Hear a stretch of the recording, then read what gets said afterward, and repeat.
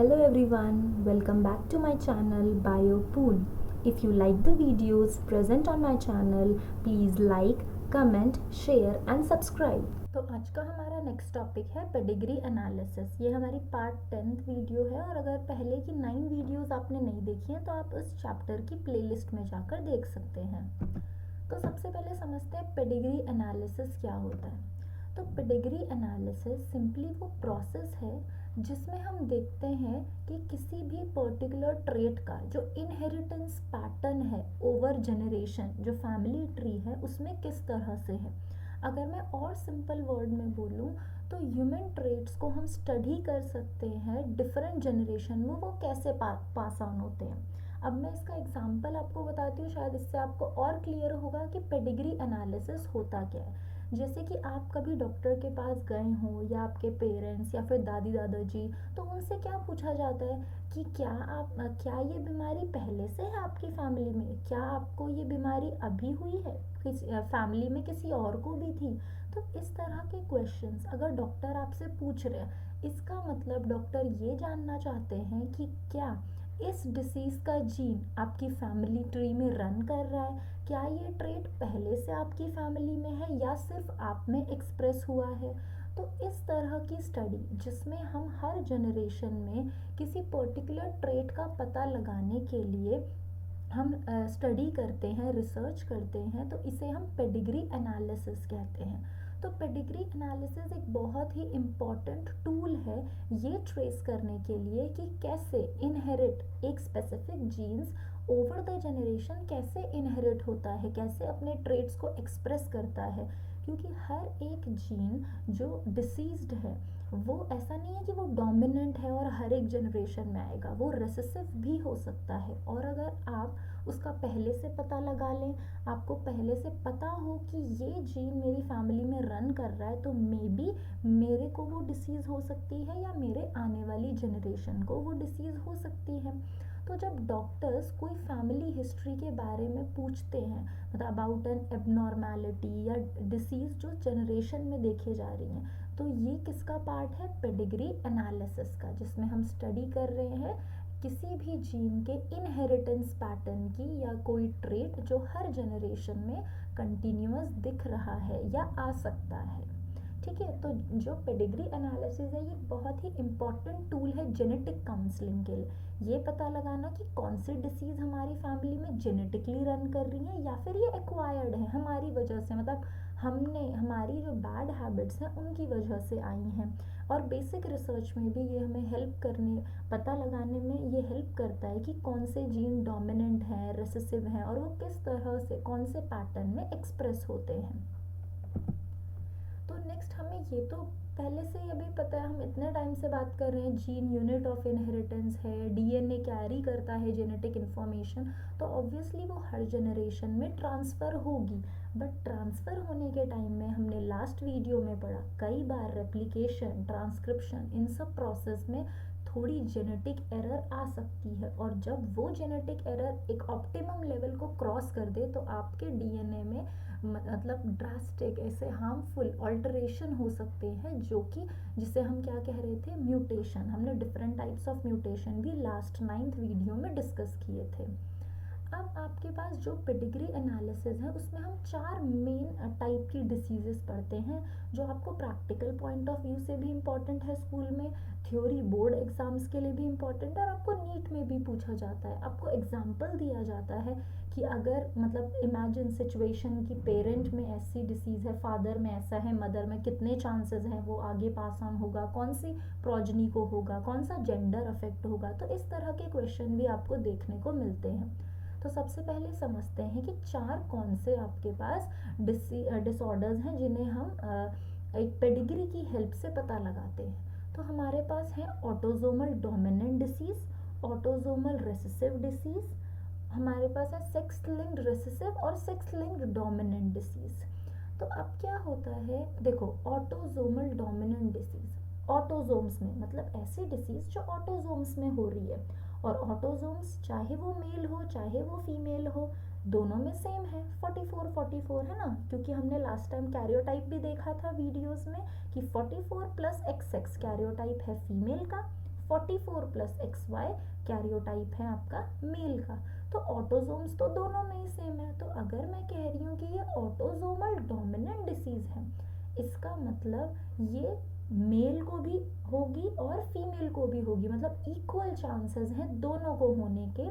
और ये dominant disease है तो ये हर जनरेशन में पास होगी। अभी हम डायग्राम्स देखेंगे तो इसे और क्लियरली समझेंगे। ऑटोसोमल रिसेसिव डिसीज, तो अब हमने यहाँ बोल दिया रेसेसिव है, तो जैसे हमने रेसेसिव जीन पढ़ा था तो डोमिनेंट जीन के प्रेजेंस में वो अपने आप को एक्सप्रेस नहीं करता, चुपचाप बैठे रहता है। तो वैसे ही होती है ऑटोसोमल डिसीज। ऑटोसोमल डिसीज को दोनों क्रोमोसोम्स को अफेक्ट करना कंपलसरी है। अगर वो दोनों क्रोमोसोम्स को अफेक्ट करती है, आपके पास दो मतलब होमोजाइगस आपके पास जीन प्रेजेंट होना चाहिए होमोजाइगस फॉर्म में, तभी आप उस डिसीज से अफेक्टेड होगे। अदरवाइज आप क्या होगे, कैरियर होगे उस डिसीज के, मतलब हेट्रोजाइगोट फॉर्म में होगे, बट आपको वो डिसीज नहीं होगी। अब ये चांसेस बढ़ जाते हैं कि आपके आने वाली जनरेशन ये रेसेसिव डिसीज का होमोजाइगस फॉर्म उनमें आए।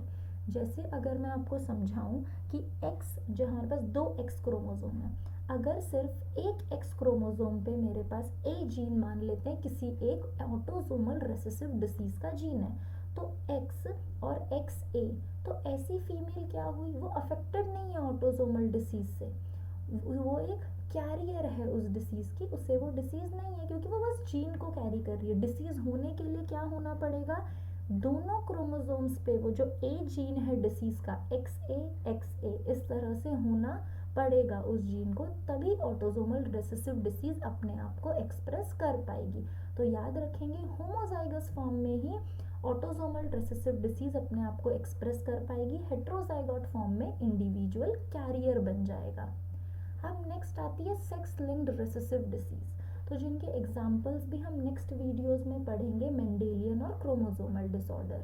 तो सेक्स लिंक्ड रेसेसिव डिसीज क्या होती हैं, ऐसी डिसीज जो कि मतलब सेक्स क्रोमोसोम्स के थ्रू ट्रांसफर होती हैं। तो हम आगे भी डायग्राम में भी देखेंगे कि आप यहाँ जेनेटिक और ऑटोसोमल डिसीज देख रहे हो, है ना। तो आपके पास जो सेक्स लिंक्ड रेसेसिव है, अगर वो फीमेल को है तो फीमेल के पास XX क्रोमोसोम है और मेल के पास XY है। तो सेक्स लिंक्ड, अगर मदर कैरियर है उस डिसीज की, जैसे कि हीमोफीलिया, वो एक सेक्स लिंक्ड रेसेसिव डिसीज है, तो जो मदर है वो हीमोफिलिक नहीं होगी, वो कैरियर होगी। और फीमेल से एक्स क्रोमोसोम किसको पास ऑन होता है, मेल चाइल्ड को पास ऑन होता है। तो मेल चाइल्ड कैसा होगा, हीमोफिलिक होगा। और फीमेल को हीमोफिलिक होने के लिए क्या होना पड़ेगा, दोनों एक्स क्रोमोसोम पे हीमोफिलिक जीन प्रेजेंट होना चाहिए। तो ये आपकी सेक्स लिंक्ड रेसेसिव हो गई। सेक्स लिंक्ड डोमिनेंट, तो डोमिनेंट डिसीज है तो चाहे एक्स क्रोमोसोम पे हो, वाई क्रोमोसोम पे हो, जिस भी सेक्स से पास ऑन होगी। जैसे अगर वाई लिंक्ड है तो वाई क्रोमोसोम तो ऑब्वियसली आने वाला है मेल्स में ही, तो वो सिर्फ फादर से सभी मेल प्रोजनी में डिसेंड डाउन होगी। आप पेडिग्री चार्ट देखोगे तो आप देखोगे फर्स्ट, सेकंड, थर्ड, फोर्थ जितनी भी जनरेशन है उसमें सिर्फ मेल्स को हो रही है, इसका मतलब वो वाई लिंक्ड डिसीज है। और अगर वो एक्स लिंक्ड डिसीज है डोमिनेंट, तो वो किसको होगी डिसीज, जो मेल्स हैं उसको, उनको ज़रूर यहाँ पे वो डिसीज होगी, फीमेल यहाँ कैरियर बनेंगी। सेक्स लिंक्ड रिसेसिव में क्या होगा, अगर फीमेल कैरियर है तो मेल को वो डिसीज 100% वो गारंटी है कि उन्हें होगी, क्योंकि मेल के पास XY क्रोमोसोम है, उनके पास एक्स का कोई काउंटर पार्ट नहीं है उनको उस डिसीज से बचाने के लिए। ठीक है, अब पेडिग्री चार्ट में आप देख सकते हो, इससे बहुत सारे सिंबल्स हैं, आपके NCERT में भी बने हुए हैं। तो इन सिंबल्स का क्या मतलब होता है, देखो जो स्क्वायर है वो है मेल्स के लिए, सर्कल हो गया फीमेल के लिए, और अगर मेल और फीमेल और सेंटर में ऐसे बॉन्ड टाइप स्ट्रक्चर दिखाते हैं तो ये क्या है, मेटिंग या फिर मैरिज है। ठीक है, फिर आपके पास आता है जो पेरेंट्स से आपको नीचे डिसेंड डाउन करके जो प्रोजनी दिखा रहे हैं वो क्या है, चाइल्ड, या फिर हम बोल सकते हैं फर्स्ट जनरेशन, फिर उससे भी नीचे सेकेंड जनरेशन, थर्ड जनरेशन, इस टाइप से। तो आप देख सकते हो सबके अलग अलग सिंबल हैं, डाइजाइगोटिक ट्विंस, मोनोजाइगोटिक ट्विंस। ठीक है, डाइजाइगोटिक दो डिफरेंट जाइगोट्स आए, या मोनोजाइगोटिक सेम जाइगोट से फॉर्म हुए हैं। सेक्स अनस्पेसिफाइड, फिर नंबर ऑफ चिल्ड्रंस, कई बार इतने सारे ये सर्कल या स्क्वायर नहीं बनाते और उसमें नंबर लिख देते हैं। आप देखो जो आपके राइट हैंड साइड पे है टेबल में, उसमें लिखा हुआ है कि अफेक्टेड में इंडिविजुअल कैसे दिखेंगे, मेल और फीमेल, देखो पूरा शेडेड है वो। हेट्रोजाइगोट, हेट्रोजाइगोट मतलब कैरियर है वो उन डिसीज के, तो वो देखो हाफ कलर किया हुआ है। फिर carrier of sex linked recessive, तो इस तरह का सिंबल, मतलब अगर सेक्स लिंक्ड रिसेसिव डिसीज होगी तो इस तरह का डॉटेड सिंबल होगा सर्कल में, ठीक है। फिर डेथ में भी दिखा दिया, फिर अबॉर्शन, ये सभी सारे केसेस दिखा रखे हैं यहाँ पे। फिर ये देखो कंसेंगुइनस मैरिज, कंसेंगुइनस मैरिज में डबल लाइन है, ठीक है।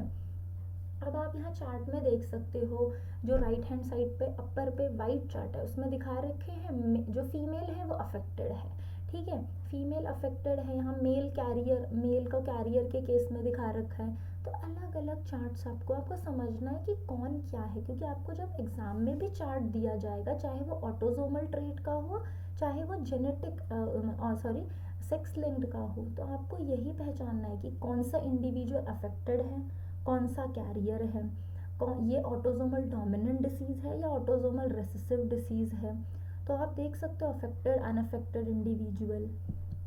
नेक्स्ट आप देखो, अगर हम सेक्स लिंक्ड डिसीज या ऑटोजोमल की बात करें, डोमिनेंट रेसेसिव तो नेक्स्ट चीज आती है। सबसे पहले सेक्स लिंक्ड डिसीज क्या होती हैं, वो डिसीज जो कैरी ऑन हो रही है सेक्स क्रोमोसोम से। तो mostly males have the disorder और फीमेल्स हैव द कैरियर, है ना, सेक्स लिंक्ड डिसीज में, क्योंकि मैंने बताया था फीमेल के पास तो एक्स क्रोमोसोम एक्स्ट्रा है, मतलब XX है, तो वो उसका काउंटर पार्ट है, वो हैंडल कर लेता है ना। बट मेल्स के केस में ऐसा नहीं है। ऑटोजोमल्स में, ऑटोजोम्स तो दोनों में ही सेम होते हैं, तो ये डिसीज दोनों में इक्वली ट्रांसफर होगी।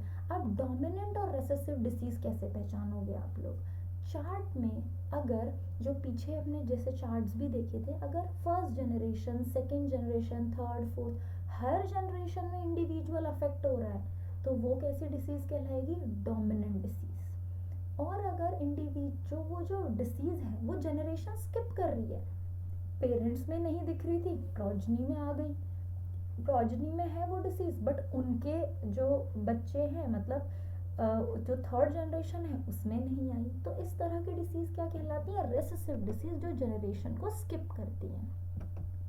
तो नेक्स्ट यहाँ पे आप देख सकते हो widows peak, autosomal dominant rate, तो हर जगह ये ट्रांसफर होगा। अगर ये ऑटोजोमल डोमिनेंट रेट है तो ये हर जगह ट्रांसफर होगा। और जो मतलब नॉर्मल स्ट्रेट लाइन जो पीक है वो आपकी रेसेसिव के केस में है।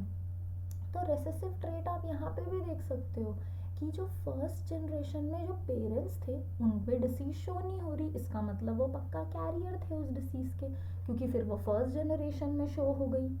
फिर आप देखो फर्स्ट जनरेशन में जब जो भी मतलब मैरिज हुई तो वो भी यहाँ पे रेसेसिव ट्रेट शो कर रहे थे, कोई डिसीज नहीं शो कर रही, इसका मतलब वो कैरियर है। और क्योंकि उनकी प्रोजनी जो थर्ड जनरेशन है वहाँ पे डिसीज शो हो रही है। ऑटोसोमल रिसेसिव डिसीज में आपकी जनरेशन स्किप होती है और डोमिनेंट में वो हर जनरेशन में शो होता है।